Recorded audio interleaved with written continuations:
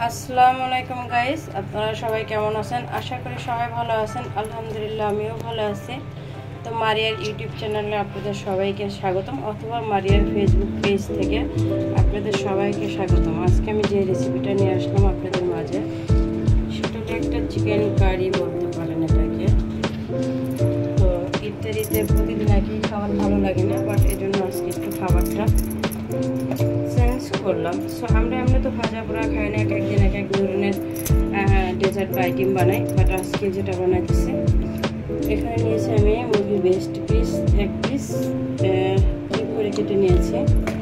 এখানে দিয়ে দিলাম এক লেবু রস, এক চামচের মতো, টেবিল চামচ দিয়ে দেবো। আমি এখানে রসুন থেতলে নিছি, বা চাইলে আপনারা রসুন পেস্টটাও দিতে পারেন।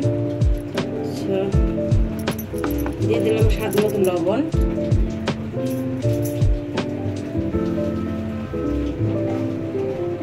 এখন যেটা দিব আমি সয়া সস এক চামচের মতো,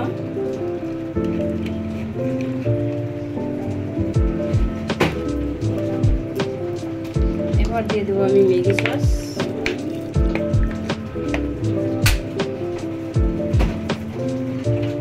এখন যেটা দিব এটা হলো আমি তেঁতুলের চাটনি বলেন যাই বলেন, এক চামচের মতো।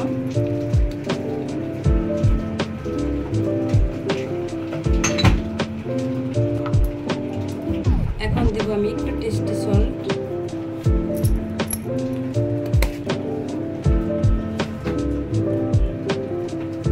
এখন দিব এখানে আমি চিকেন পাউডার এক চামচের, টেবিল চামচের এক চামচের মতো দিলাম।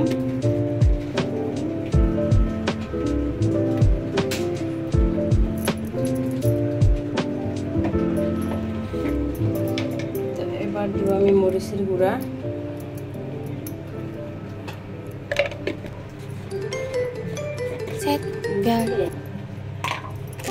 এবার দিব আমি মুরগির মাংসের যে মশলাটা আছে এটার এক চামচের মতো,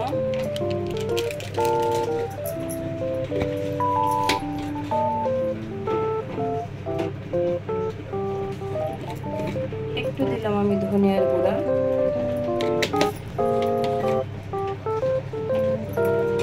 জিরার গুঁড়া, একটু দিব জিরার গুঁড়া। এখানে গোলমরিচ যদি থাকে আপনারা গোলমরিচ এক চামচের মতো দিতে পারেন, বাট আমার কাছে গোলমরিচটা এর মধ্যে নাই। সো আমি সাদা যে গোলমরিচটা আছে ওটা আমি অল্প দিব। তো এখন এটাকে আমি ম্যারিনেট করে এভাবে রেখে দিব,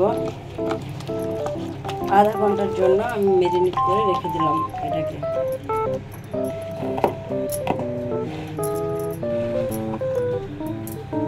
কিন্তু আমি ম্যারিনেট করে রাখছিলাম, এটার মাঝে দিয়ে দেবো অল্প একটু কর্নফ্লাওয়ার, ময়দাটা অল্প দিলাম, ভালো করে এভাবে মাখিয়ে নেব।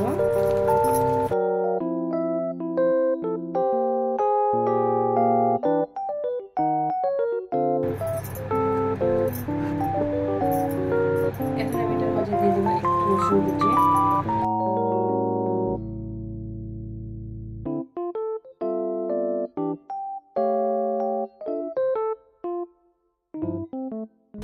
আমি রসুনগুলো ভেজে নিয়েছি।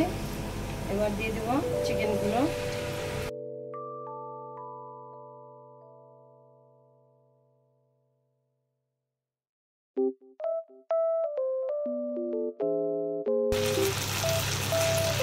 এখানে দিয়ে আমার চিকেনটা সিদ্ধ হয়ে গেছে অলরেডি। এখানে আমি দিয়ে দেবো এখন পেঁয়াজ কুচি করে রাখছিলাম, পেঁয়াজ কুচিটা, আর দিয়ে দেবো মরিচ কুচি। এই দুটো একটু আমি সিদ্ধ করে নেই, তারপরে দেবো।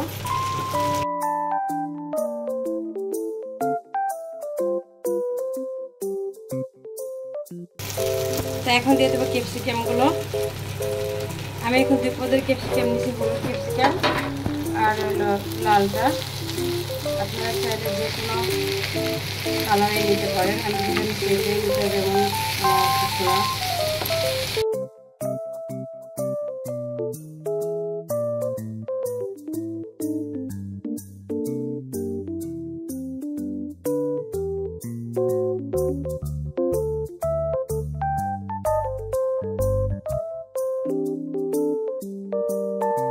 হয়ে গেল আমার চিকেন কারিটা করা। চিকেন কারিটা তো আমার বানানো হয়ে গেছে, বাট এবার আমি যেই পাউরুটি দিয়ে বানাবো চিকেন কারিটা, পাউরুটিটা আমি কেটে নিলাম এইভাবে কেটে নিলাম। জাস্ট আমি একটা ব্লেন্ডারে মুখা দিয়ে কেটে নিলাম। আপনাদের কাছে কুকি কাটার থাকলে আপনারা সেটা দিয়ে কাটতে পারেন, যে কোনো জিনিস দিয়ে কাটতে পারেন। এভাবে আমি সবগুলো কেটে নিয়েছি, সবগুলোই আমি কেটে নিয়েছি এভাবে। বাট আপনারা চাইলে যে কোনো শেপ দিয়ে এটাকে যে কোনো মানে দিয়ে কাটতে পারেন, বাট আমার কাছে যেটা দিয়ে ইজি হয়েছে আমি এটা দিয়ে কেটে নিয়েছি। তো গাইস, আমি কিন্তু এই ব্রেড গাম মানে রুটি দিয়ে বানিয়ে নিলাম, ব্লেন্ডার করে নিলাম। রুটিটা কাটার পরে যে বাকি অংশটা থাকছে, বাট এটা দিয়ে কিন্তু আমি এই ব্রেড গামটা বানিয়ে নিলাম ব্লেন্ডারে। দেখেন কত সুন্দর হয়েছে। তো আমরা রুটি দিয়ে যে কাজগুলো করি না কেন, সাইডের এগুলো না ফেলে দিয়ে রেখে দিলেই কিন্তু আমরা ব্রেড গাম বানিয়ে ডিপে রেখে দিলেই চলে। তো আমি এখন এটা দেখেন না, শুধু বাটিটা দাও। এখানে আমার লাগবে ডিম। এবার ডিমটা ফাটিয়ে নেব।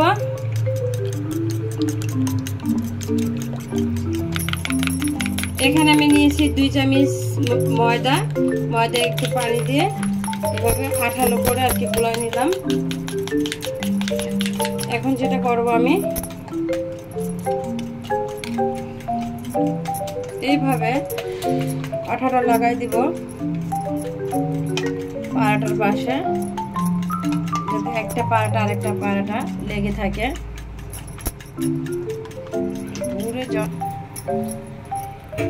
এখন আমি একটার সাথে এভাবে লাগাই দিলাম, লাগাই দিয়ে জাস্ট ডিমের মাঝে এটাকে এভাবে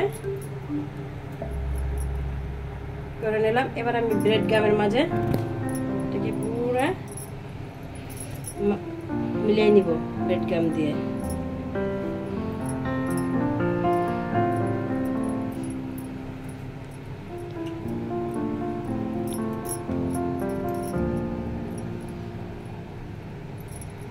এখন আমি এটাকে তেলে ভেজে নেব। চাল কমা এদিকে সর।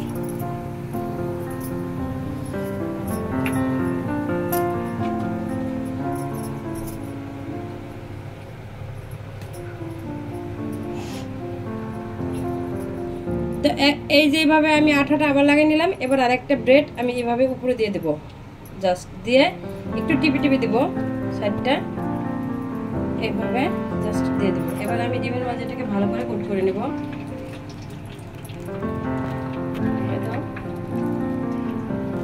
ভালো মতো লাগিয়ে দিতেছি এইভাবে।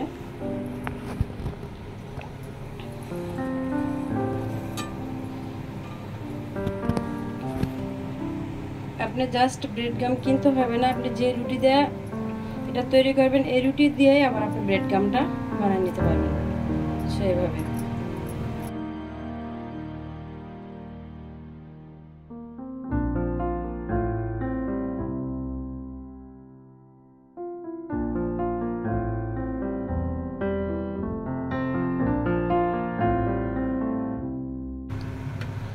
এটা খেতে অনেক মজা। তো আমার সব রুটিগুলো আমি এভাবে ভেজে নিলাম, ভাজা হয়ে গেছে আমার রুটিগুলো। ব্যাস এভাবে ছিল। আমি অফ ক্যামেরায় রুটিটা মাঝখান থেকে চাকু দিয়ে কেটে নিয়েছি, কেটে নিয়ে ভিতরে ক্রিম দিয়ে দিলাম। এবার এখানে আমি দিয়ে দেবো একটা লেটুস পাতা,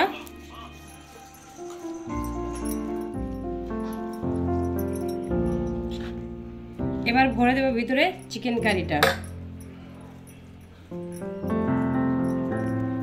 এই হয়ে গেল আমার চিকেন কারি।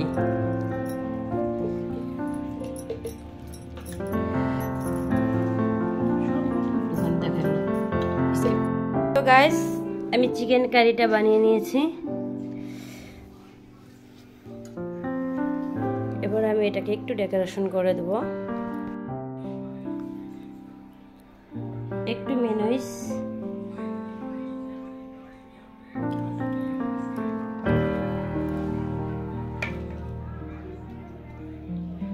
তো কেমন হয়েছে আমার চিকেন কারিগুলো বানানো অবশ্যই কমেন্টের মাধ্যমে জানাবেন। আর যদি আপনাদের ভালো লেগে থাকে তাহলে অবশ্যই এভাবে বাসায় বানিয়ে খাবেন। ইফতারের টাইমে একটু ইউনিক রেসিপি দিলে আসলে ভালো লাগে। আর বাচ্চারা রোজা থাকলে তো কোনো কথাই নেই, এটা দিয়ে খেতে বাচ্চারা ভীষণ পছন্দ করবে। ইফতারের টাইমে বাচ্চারা খুশি হয়ে যাবে, বাচ্চারা না বড়রাও খুশি হয়ে যাবে। তো ভালো থাকবেন সবাই, আমার জন্য দোয়া করবেন। যারা আমার চ্যানেলটাকে এখনও সাবস্ক্রাইব করেন না, ইউটিউব চ্যানেলটা, তাদের কাছে অনুরোধ রইব তারা যাতে আমার চ্যানেলটা সাবস্ক্রাইব করে দেন। আর যারা আমার ফেসবুক ফ্রেন্ড তাদের কাছে অনুরোধ করব যে আমার ভিডিওটা দেখবেন। তো প্লিজ আমার ফেসবুক পেজটাকে ফলো দিয়ে দিবেন। তো যারা ফলো দিয়েছেন তাদের জন্য অনেক অনেক ভালোবাসা আমার পক্ষ থেকে রইল। ভালো থাকবেন সবাই, দোয়া করবেন আমার জন্য। আল্লাহ হাফেজ।